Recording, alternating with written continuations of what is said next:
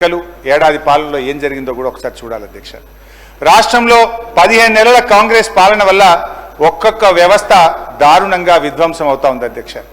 వ్యవసాయ విధ్వంసం వల్ల రైతులు ఆత్మహత్యలు చేసుకుంటున్నారు.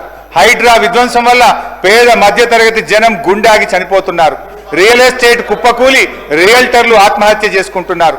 ఉపాధి దెబ్బతిని ఆటో డ్రైవర్లు తమకు తాము బలి చేసుకుంటున్నారు. చివరికి గురుకులాల్లో చదువుకున్న చిన్నారులు కూడా సరి అయిన ఆహారం పెట్టక 83 మంది పిల్లలు ఈరోజు ఈ రాష్ట్రంలో చనిపోవడం జరిగింది అధ్యక్ష.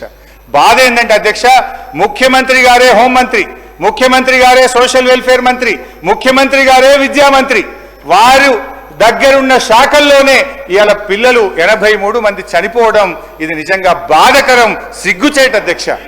అధ్యక్ష, గౌరవనీయులు కేసీఆర్ గారు గురుకులాల సంఖ్య 289 నుంచి 1020కి పెంచారు అధ్యక్ష. విద్యార్థుల సంఖ్య దాదాపు 150,000 నుంచి 6 లక్షలకు గురుకుల విద్యార్థులు పెరిగారు అధ్యక్ష. కానీ నేడు గురుకులాల పరిస్థితి చూస్తే అధ్యక్ష గుండె తరుక్కుపోతుంది అధ్యక్ష. అధ్యక్ష, మీరు మా గర్వకారణం అధ్యక్ష. మీరు కూడా దళిత సామాజిక వర్గం నుంచి వచ్చారు. నేను కూడా ప్రతి సంవత్సరం నూతన సంవత్సరానికి 31 డిసెంబర్ ఒక ఎస్సీ హాస్టల్లో పోయి పిల్లలతో కేక్ కట్ చేసి పిల్లలతో భోజనం చేసి ఆ పిల్లలతో పడుకోవడం నాకు అలవాటుగా చేసుకున్న అధ్యక్ష.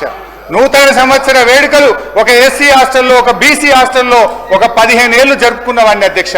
కానీ అధ్యక్ష, ఈ రోజు ఆ గురుకులాల్లో తిండి లేక పిల్లలు పడుతున్న బాధ, ఆ పిల్లలకు మెస్ ఛార్జీలు చెప్పడమేమో గ్రీన్ ఛానల్, కానీ నిధులు విడుదల అయితలేవు. ఈ రోజు కూడా హాస్టల్ బిల్లులు పెండింగ్ లో ఉన్నాయి. ఐ చార్జ్ దిస్ గవర్నమెంట్, మాటల్లో గ్రీన్ ఛానల్, బట్ విడుదలలో మాత్రం ఎస్సీ ఎస్టీ బీసీ హాస్టళ్లకు కూడా ఈ రోజు నిధులు విడుదల కాక పిల్లలకు సరి అయిన భోజనం అందడం లేదు అధ్యక్ష.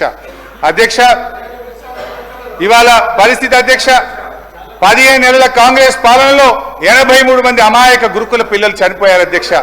అధ్యక్ష, గురుకులాలకు కేసీఆర్ గారి హయాంలో గురుకులాలకు ఎంట్రన్స్ ఎగ్జామ్ రాయాలంటే 1:5, 6 చాలా పోటీ ఉండేది అధ్యక్ష.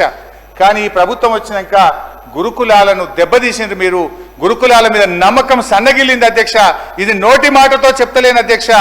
మా ప్రభుత్వం ఉన్నప్పుడు గురుకులాలకు సీట్ల కోసం పోటీ పరీక్ష రాసే పిల్లల సంఖ్య 1,20,000 ఉంటే ఈ సంవత్సరం ఈ ప్రభుత్వ హయాంలో 74,000కు పడిపోయింది.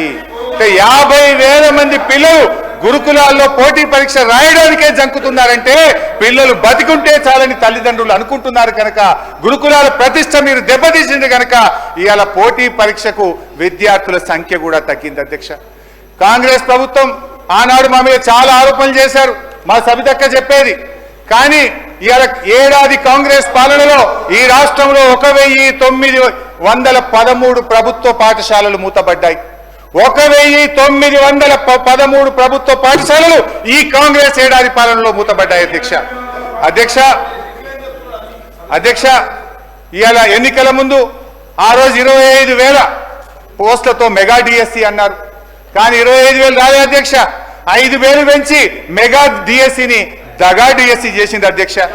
ఇక ఫీజు రియంబర్స్మెంట్ అధ్యక్ష, భట్టి గారు తన బడ్జెట్ ప్రసంగంలో చాలా గొప్పగా చెప్పిండు అధ్యక్ష. నేను చాలా సంతోషపడ్డా. ఈ ఫీజు రియంబర్స్మెంట్ తెచ్చింది కాంగ్రెస్ పార్టీ. ఈ ఫీజు రియంబర్స్మెంట్ గత బీఆర్ఎస్ ప్రభుత్వం సరిగ్గా నిధులు విడుదల చేయలేదు. ఈ ఫీజు రియంబర్స్మెంట్ ద్వారా మేము క్రమం తప్పకుండా డబ్బులు ఇస్తాం. పేద విద్యార్థులు బీఆర్ఎస్ హయాంలో ఫీజు రియంబర్స్మెంట్ డబ్బులు రాక, వాళ్ళ సర్టిఫికెట్లు రాక చాలా బాధలు పడ్డారని చెప్పి భట్టి గారు చాలా గొప్పగా సెలవిచ్చారు అధ్యక్ష. నేను అడుగుతున్నాను అధ్యక్ష, మీరు అన్నారు మా మీద ఆరోపణ చేశారు మీ బడ్జెట్ స్పీచ్ లో. నేను అడుగుతున్నా, 15 నెలల కాంగ్రెస్ పాలనలో 1 రూపాయి ఫీజు రియంబర్స్మెంట్ విడుదల చేశారా?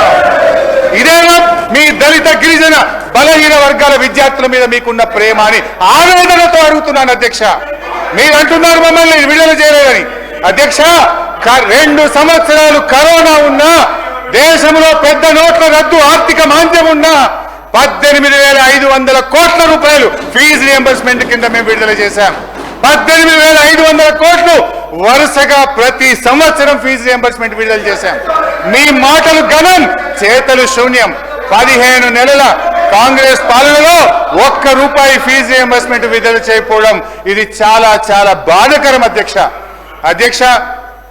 విదేశీ విద్య విదేశీ విద్య విషయంలో కూడా అధ్యక్ష కేసీఆర్ గారు ఈ దేశంలో ఎక్కడ లేని విధంగా అప్పు లేదు అధ్యక్ష.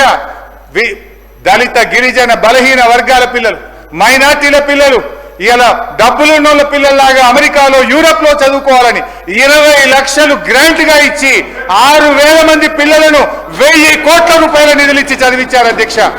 కానీ ప్రభుత్వం వచ్చిన తర్వాత ఇవాళ సెకండ్ ఇయర్ ఫీజు కట్టలేక పిల్లలు చాలా ఆందోళన చెందుతున్నారు. ఆ ఫీజు రాక సెకండ్ సెమిస్టర్ థర్డ్ సెమిస్టర్ మధ్యలో ఆగిపోయింది అధ్యక్ష. నేను దయచేసి బట్టిగా అది కోరుతా ఉన్నా. ఎస్సీల కోసం అంబేద్కర్ ఓవర్సీస్ స్కాలర్షిప్, బీసీల కోసం జ్యోతిరావు పూలే ఓవర్సీస్ స్కాలర్షిప్, మైనార్టీల కోసం సీఎం ఓవర్సీస్ స్కాలర్షిప్స్, బ్రాహ్మణుల కోసం వివేకానంద ఓవర్సీస్ స్కాలర్షిప్, వీటన్నిటికీ పెండింగ్ నిధులు విడుదల చేయండి. పిల్లల విలువైన విద్యా సంవత్సరం కొనసాగే విధంగా చూడండి. కొత్త విద్యార్థులను కూడా ఎంపిక చేసి ఈ పథకాన్ని కొనసాగించాలని నేను బట్టి గారిని సవినయంగా ప్రార్థిస్తున్నాను అధ్యక్ష.